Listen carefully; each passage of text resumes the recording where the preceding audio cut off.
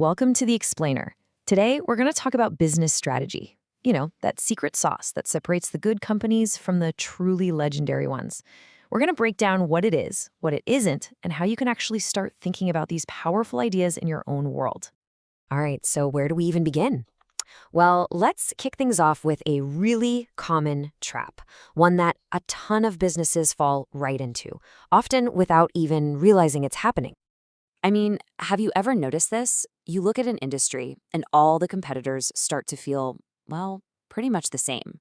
They're all fighting over the same features, the same price points, until you can barely tell one from the other. Yeah, there's actually a name for this phenomenon. It's called strategic convergence.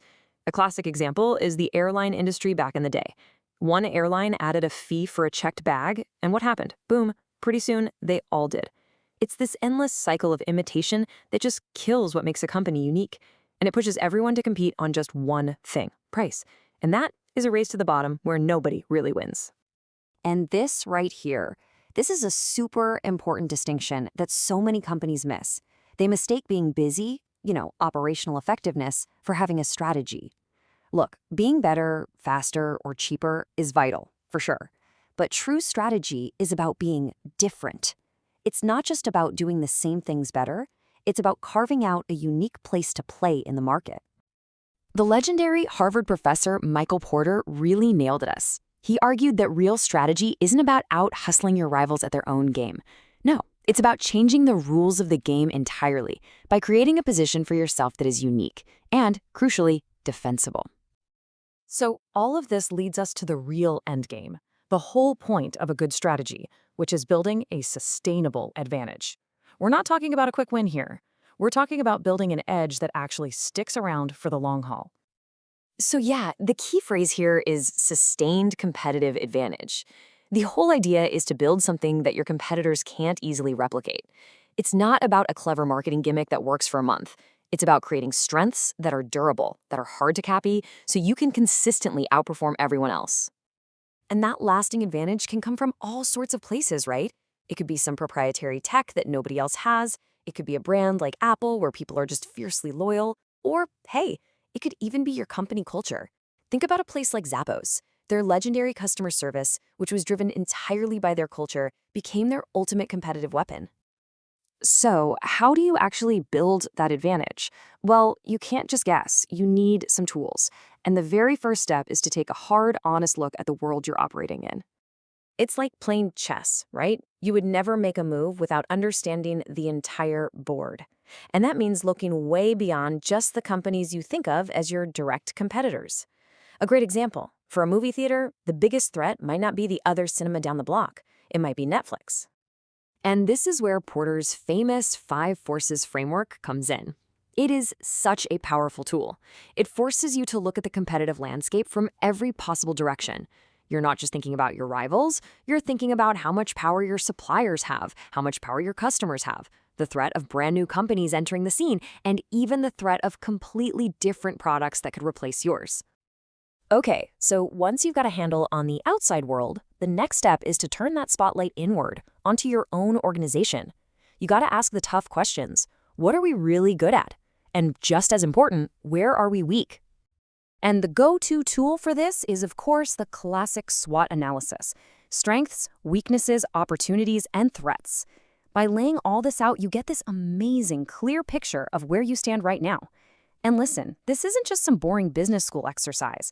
This is the bedrock, the absolute foundation for making smart strategic choices down the line. All right, so you've done your homework. You've analyzed the industry. You've looked in the mirror. Now comes the hard part. You have to make a choice. Because the one thing you absolutely cannot do in strategy is try to be everything to everyone. You have to pick a lane. And Porter breaks this down into three fundamental choices. 1, you can compete on price, being the lowest cost producer. That's cost leadership.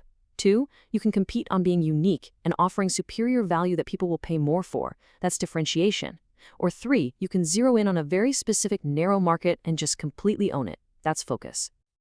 And here's the huge warning that comes with this. Whatever you do, do not get stuck in the middle. That's what happens when a company can't make up its mind. They try to be low cost and premium at the same time. Think about it. It's like a restaurant trying to have Michelin star quality, but also a dollar menu. It just doesn't work. You confuse everybody and end up being good at nothing.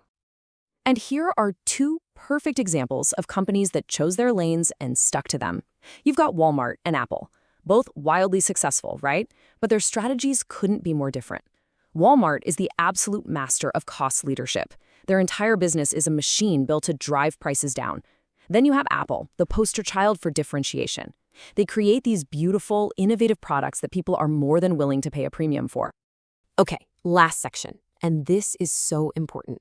A brilliant strategy is completely useless if it just sits in a PowerPoint deck gathering dust. It has to be real. It has to come to life in everything your company does, every single day. And these are really the key ingredients for making that happen. Think of it like a journey. Your vision and objectives, that's your destination. Your core values, that's your compass that keeps you on the right path. Your SWOT analysis is the map of the terrain. But a map is useless without a plan to move forward. Your tactics, the resources to fuel the trip, and the metrics to check if you're actually getting closer, they all have to work together. So what does this all boil down to? Here's the thing. Strategy isn't just something for the executives in the boardroom. When you understand your company's strategy, why it's choosing to do certain things and not others, it suddenly gives your own work so much more context and meaning. You start to see how what you do every day fits into that bigger plan. Which leaves us with one final thought to chew on. Do you know what your company's strategy is? And maybe more importantly, what's your role in making it a reality?